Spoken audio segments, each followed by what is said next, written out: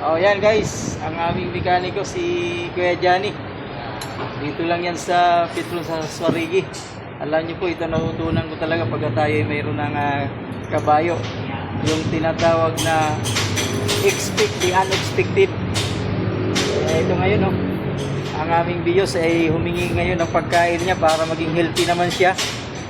Magpapapalit siya ng dalawang shock. Ayan, mga bilis kanina ayaw tumakas. Opo, tapos ito po yan, tawag dito shock mountain. Yung fountain. Dalawang shock mountain. Sa Thailand. Saka Thailand. isang pares ng Thailand. Dalawang shock. Oh, tapos ito kasama na rin ito. Opo. Shock boots. So yun po guys, ano lang, medyo talagang minsan kasama sa buhay po natin, lalo ginagamit po sa hanap buhay, kailangan natin yung safety at mas magandang sasakyan para sa atin mga mananakay na pasahero. So guys, thank you for watching. God bless.